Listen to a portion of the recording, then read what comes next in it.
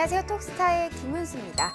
자, 우리 톡앤스탁에서는 주식, 해외 선물 등의 증권 전문가들과 함께 현재 지금 시장에서 가장 핫한 이슈와 스마트한 투자 아이디어를 재미있는 코너들로 함께 풀어나가 볼 예정입니다. 자, 오늘 금요일입니다. 이 금요일에는 투자의 참견이라는 코너를 진행합니다. 이 투자의 참견에서는 주식, 해외 선물, 부동산 등의 투자에 관련된 이 모든 분야에서 이 시청자분들이 겪었던 사연들을 소개해드리고요. 이 각각의 투자의 고민을 비롯해서 법적인 문제까지 한번 다뤄볼 예정입니다. 자, 톡앤스탁은 다양한 참여 방법이 있습니다. 먼저 전화 02-2654-9188, 02-2654-9188, 문자 샵 3989, 그리고 이 전화 종목 상담과 투자 상담이 가능합니다. 자, 오늘은 톡앤스탁 상담 게시판에 사연을 주로 말씀드리려고 합니다. 여기 때문에 02-2654-9188에 전화를 주시면요, 다음 주 월요일 바로 연락을 드리도록 하겠습니다.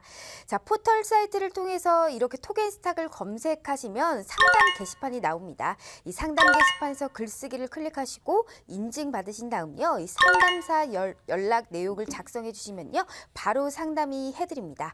자, 그리고 작성 후 수정을 통해서 비밀 글쓰기 기능도 있으니까요, 잘 활용해 주시면 좋겠습니다. 자, 톡앤스탁 투자의 참견에 사연이 채택되신 분은 저희가 5만 원 상당의 이 백화점 상품권 드리고 있습니다. 그리고 노란통 메신저, 그리고 너튜브 실시간 스트리밍도 같이 참여하셔서요, 의견 공유해 주시면 좋을 것 같습니다. 자, 그럼 톡앤스탁 투자의 참견 지금 바로 시작해 보도록 하겠습니다.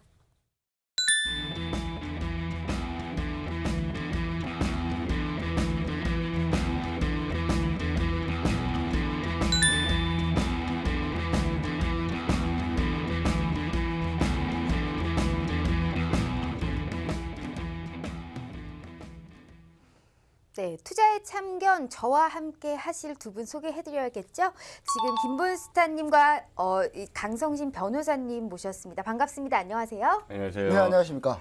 네, 우선 강성신 변호사님, 네. 굉장히 오랜만에 뵙겠습니다. 네, 요즘 근황이나 이제 돈과 관련된 좀 인상적인 법적 다툼 사연들이 있었는지 한번 들어보고 싶네요.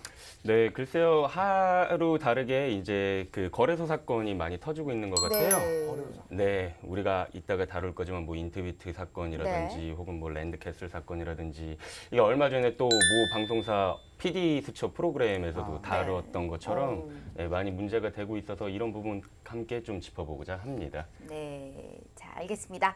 자, 김본스타님은 매주 나오십니다. 지난주 1조 원대 폰지 사기 사연 올려주신 분이 감사하다고 연락이 왔다고 하네요. 이거 어떻게 연락이 되셨을까요? 네, 대단합니다. 왜냐하면 그 1조 원대 폰지 사기 하신 분이 네. 그분을 제가 알고 있어요. 저희 쪽에서도 이제 그 IDS 땡땡땡이거든요. 거기가 그리고 김땡땡이신 분인데, 그분이 이제 저희 회사에서랑도 막 이제 뭐 이제 관련 사기 내용 가지고 했다가 저희는 이제 투자를 안 했고요. 네. 이제 그랬는데 이제 그랬다는 얘기를 다 했더니 이제 전화를 오셨어요. 전화 오셔가지고 회사에.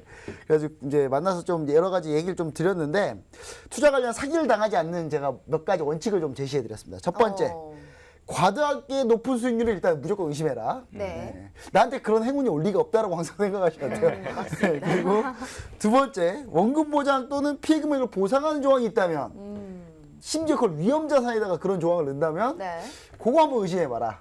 저 얘기 좀 드리고 싶고, 마지막에 내가 잘 아는 상품에 투자하고 잘 모르면 제도권 전문가의 도움을 받아라. 법적인 사항을 받을 수 있는 그런 테두리 안에 있는 사람들한테 좀 조언을 얻어라. 네. 여기 많이 있거든요. 여기도 있습니다. 여기. 네. 왜 사전에 저 같은 사람한테 얘기만 해주면 저는 이렇게 사기의 냄새를 되게 잘 맡거든요. 네. 딱 보고 한 10초 정도 대화하면 바로 압니다. 그래서 저보다 더 잘 맡으시는 거 아니에요? 이제 저는 이제 직감적인 거고, 변호사님은 이제 법적인 부분으로 그러니까 완전 프로신 거고, 여기는. 근데 맞는 말씀하신 것 같아요. 네, 알겠습니다. 그런 내용입니다. 네, 이 법적인 문제는 언제나 강성신 변호사님께 문의를 네. 좀 해주시면 좋을 것 같습니다. 네. 네, 좋습니다. 자, 오늘도 이제 사연들을 좀 소개해드려야겠죠. 근데 정말 입이 딱 벌어지는 사연들이 너무 많았습니다. 저희 톡앤스탁이 확실히 좀 인기가 요새 있는지 요즘 핫한 분쟁들이 다 들어가 있더라고요. 자, 바로 한번 이제 사업을 좀 알아보도록 하겠습니다. 자, 오늘 도착한 사연 어떤 것들이 있는지 먼저 첫 번째 사연 한번 보도록 하겠습니다. 자, 30대 직장인이 보내주셨네요. 제가 한번 얘기를 한번 들어보도록 할게요. 자, 안녕하세요. 저는 서울 사는 30대 직장인입니다. 이 회사 일을 하면서 틈틈이 재테크도 열심히 하고 있고 특히 주식 투자도 요즘 많이 하는 편입니다. 작년에는 비트코인에 투자했다가 처음에는 이 쏠쏠하게 재미를 봤는데 결국 손실이 나서 위험한 투자는 안 하겠다고 다짐을 했었습니다. 그래서 안전한 종목들만 주식 투자 나름 분석해보고 찾아보고 해보고 있는 중인데요. 지난달 초에 일본에서 한국에 반도체 만들 때 쓰이는 품목들 이 수출을 막아서 요즘에는 일본 불매 운동도 스스로 조용히 실천을 하고 있습니다. 네, 그래서 관련해서 한국에 좋은 기업들이 있다고 해서 이 톡앤스탁의 모스타님 클럽에서 열심히 활동도 하고 있습니다. 그리고 거기에서 추천해준 솔브레인을 매수했습니다. 자, 여기 카톡을 한번 읽어주셔야 될 것 네, 같은데. 알겠습니다. 네. 네, 제가 뭐 전문가님인 것 같은데 제가 전문가 역할을 네, 할게요. 전문가 역할 자, 해주세요. 우리 신규 추천주 애칭가스 국산화 수혜주 솔브레인입니다. 매수가는 현재가로 하시고 손절가는 61,500원, 목표가는 83,000원입니다. 비중은 20% 이상 담으세요. 네, 감사합니다. 국산화 수혜주면 애국 기업인데 이런 기업을 사는 게 주식이죠?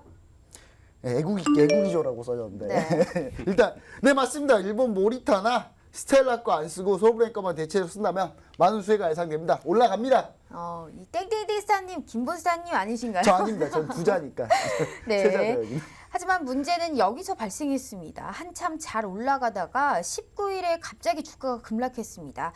정확하게 그날 저가가 63,300원이었고 당연히 우리는 손절가가 터치되면서도 저도 손절을 했습니다.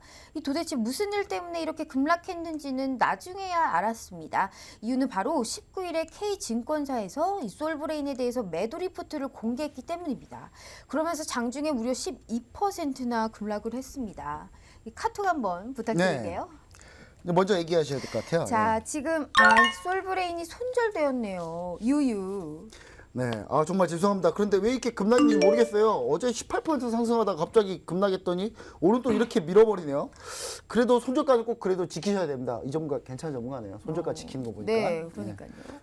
이제 사연자가 진짜 화나네요. 우리 손절만 되고 다시 올라왔네요. 도대체 왜 이렇게 밀렸을까요? 방금 뉴스 떴는데 K증권사에서 리포트가 나왔는데 솔브레인은 불산을 취급하는 곳이지 불화수소와는 연관성이 없다고 하는데요. 아니 그럴 리가요. 불산 액체인데 이걸 기화시키면 불화수소 그러니까 에칭가스가 되는 거거든요. 연관이 없지 않습니다. 네, 액체랑 기체랑 많이 다른가 보네요. 유유. 이렇게 제가 카톡을 알기로는 했네요. 불산은 상온 19.5도에 기화되기 때문에 기화시키는데 특별한 기술이 필요한 건 아닌 것 같은데 그럴 리가 없는데. 이렇게 카톡을 하셨다고. 자, 다시 사연자입니다. 알고 보니 진짜 그렇더라고요. 심지어 그 K증권사는 1시간 뒤에 바로 수정본을 올렸습니다. 이 내용을 바꿔서 K증권사입니다. 이 불화수소는 가스와 액체 두 종류가 존재하는데 액체는 국산화가 일정 부분 진행되고 있고 가스는 여전히 외산 비중이 높은 상태다. 이 솔브레인은 불화수소 액체를 제조하는 업체로 외산 비중이 높은 불화수소 가스와는 연관성이 크지 않다. 이렇게 K증권사가 내놨는데 문제는 이겁니다. 이 리포트에서 이야기를 하는 액체 불화수소가 일본 규제 대상이 아닌 것처럼 기재를 하고 있는데 사실은 일본에서 수출 규제 대상이라는 겁니다. 그리고 이 리포트가 나오자 바로 솔브레인의 요청으로 수정본을 내고도 언론 등에 알리지도 않았습니다. 진짜 중요한 건 7월 18일에 갑자기 대량으로 공매도가 들어와서 주가를 급락시켰는데 이에 맞춰서 매도 리포트가 나왔다는 겁니다. 이게 무슨 까마귀 날짜에 배 떨어지는 것도 아니고 그리고 내부적으로 이 리포트에 원래 상사들한테 확인받고 내야 하는 거라는데 애널리스트가 자기가 직접 결제해서 리포트를 올렸다고 하네요. 정말 기가 찹니다. 지금 솔브레인 주가는 7만 원대이고요. 목표가 83,000원을 딱 찍었는데 정말 억울합니다. 이거 만약에 공매도 세력하고 짜고 친 거라면 정말 이 나라는 적폐 아닙니까? 이거 어떻게 해야 되나요? 그리고 솔브레인 다시 매수해서 접근 가능할까요? 라고 지금 이렇게 사연 보내주셨습니다. 자, 지난 7월에 정말 뜨거웠던 이슈였습니다. 솔브레인 이 K증권사 리포트 사건인데요. 김본님께서는 지금 셀사이드의 애널리스트 생활을 좀 해보셨기 때문에 이 리포트가 어떻게 나오는지 잘 아실 것 같습니다. 네. 이 K증권사 과연 이 과실 책임 물을 수 있을까요? 뭐 법적인 거는 이제 변호사님 얘기해 주시면 네. 될 것 같고 저는 이제 제가 셀사이드 애널리스트 생활을 증권사 애널리스트 생활을 그러니까 했다고 보기엔 좀 그렇죠. RA였으니까 네. 애널리스트가 아니었죠. 네. 네. RA를 엄청 오랫동안 고생해야 이제 애널리스트가 겨우 되거든요. 그래서 RA 생활을 했었고요. 그때 이제 제가 그냥 봤을 때는 네. 약간 좀 이해는 되는 부분이 있어요. 이해는 되는 부분이 있는데 몇 가지 좀 이해 안 되는 프로세스들이 좀 있네요. 네. 그 부분은 좀 뒤에 얘기하기로 하고 솔브레인 다시 매수해서 접근 가능할까요? 얘기를 들었는데 솔브레인 같은 경우가 이제 불산 액체를 만드는 기업이에요. 대표적인 식가게 기업. 솔브레인 옛날에 코드 번호 외우기도 되게 어려웠어요. 왜 어려웠냐면 옛날에 이름이 되게 길었거든요. 테크노세미캠이라고. 제가 아직도 기억납니다. 2007년에 제가 막 사회에 딱 들어와서 이 기업을 정말 좋아했거든요, 제가. 근데 중요한 거는 이 기업이 정말 좋은 기업이었습니다. 근데 장점은 이건 것 같습니다. 불화수소는 일본 수출 규제 대상이고 불산은 아닌가? 요거랑 두 번째, 불산을 기화시켜서 불화수소를 만들 수 없나? 뭐 요 쟁점이 두 가지인 것 같은데 이제 시장에서 제일 보는 건 첫 번째인 것 같아요. 불화수소는 일본 수출 규제 대상이고 불산은 아닌가? 근데 불산도 일본 소재 수출 규제 대상입니다. 그래서 리포트가 잘못 나온 건 맞아요. 네. 근데 리포트 쓴 사람이 의도는 제가 이걸 봤거든요. 저도 네. 이거 실시간으로 봤고 정말 그 증권가 찌라시에서 막 난리가 났었어요. 네. 다른 증권사에서 반박 리포트 내고 다른 증권사에서 막 욕도 하고 막 서로 막 난잡한 싸움이었거든요, 완전히. 네. 근데 그러면서 이 K증권사가 원래 리서치가 뭐 상당히 뭐 뛰어난 증권사는 아니지만 그래도 네. 열심히 노력하는 회사예요. 그 개인 투자자들한테 되게 친숙한 그 K증권사거든요. 네. 그 K 땡땡도 아니고 KB도 아니니까 딱 하나밖에 없잖아요. 네. 어딘지 이제 자세히 너무 알려주시는 거 너무 아닌가요? 알려주는 건가요? 일단은 여튼간에 거기 같은 경우가 이제 어떤 느낌으로 이제 요걸 얘기했던 건지 알겠는데 중요한 건 약간 너무 과했어요. 내용이.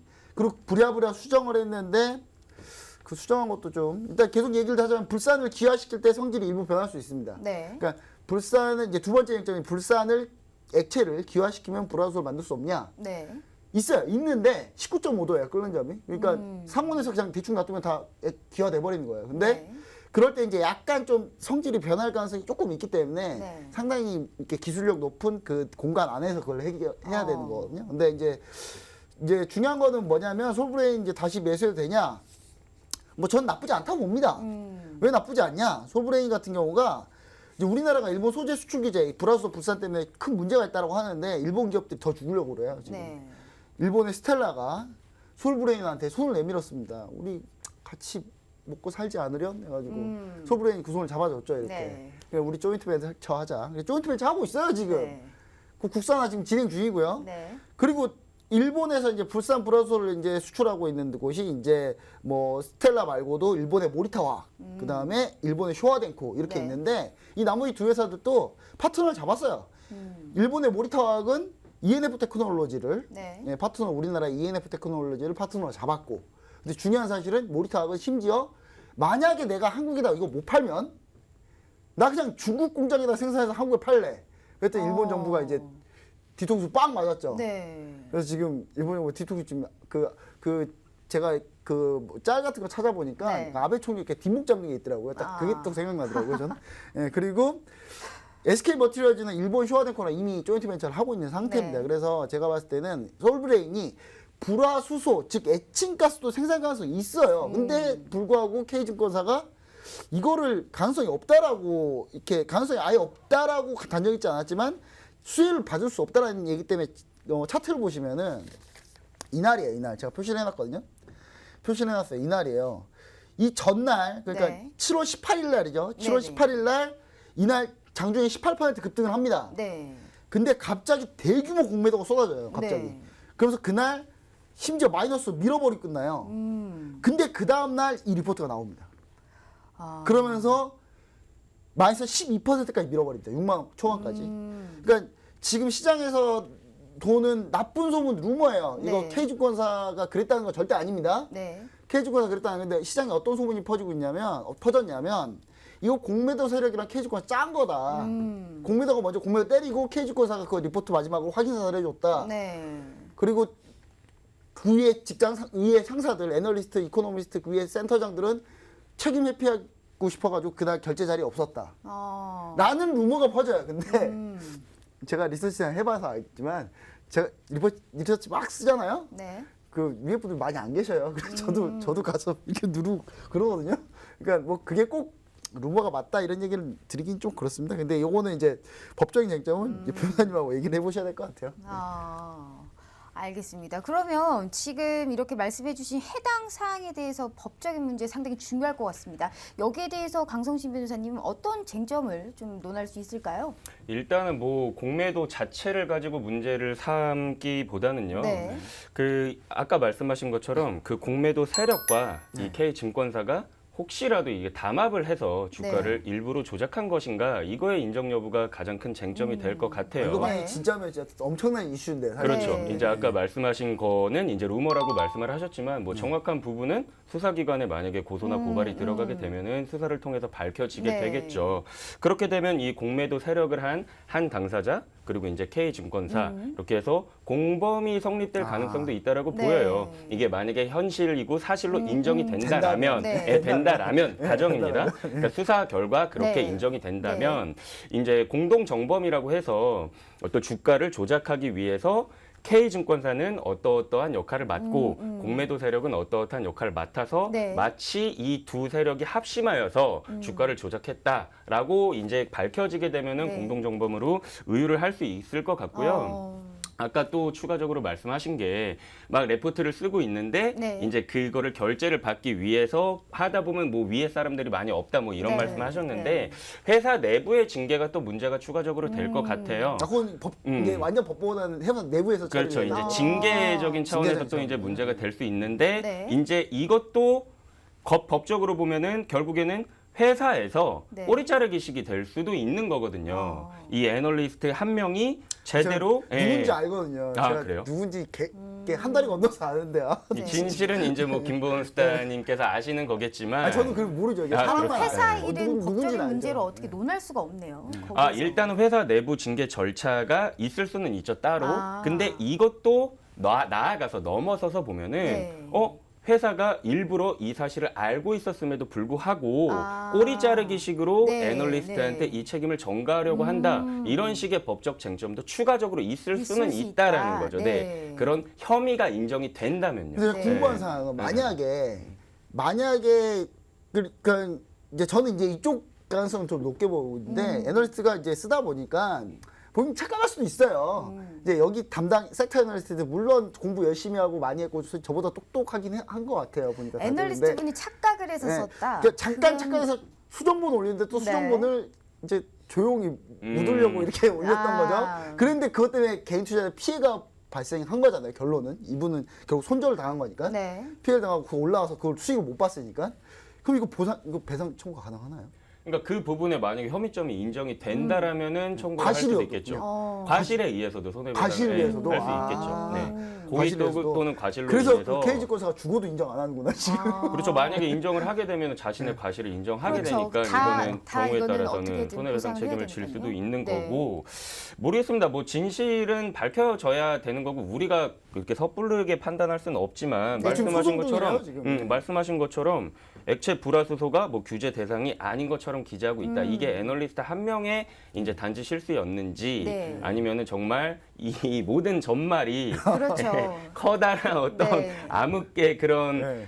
루트를 또 통해서 주렁주렁 달려서. 주렁주렁 달려서 이게 큰 범죄 사실인 건지 이거는 뭐 소송의 결과를 우리가 지켜봐야 되겠죠. 네. 네. 사실 제가 이 소송하는데 알아봤는데 그 변호사님 그 법무법인 바로 옆에 있는 법무법인 하고 있다. 아, 오. 어디 그 얘기를 들었습니다. 감은 제가. 잡히네요. 네, 네. 알겠습니다. 결과 한번 뭐 지켜보시죠. 네, 정확한 팩트로 해서 이제 일단은 소송에 대해서 어떻게 나오는지에 대해서 판결에 따라서 여기를 해결해야 된다 이런 말씀해 주셨습니다.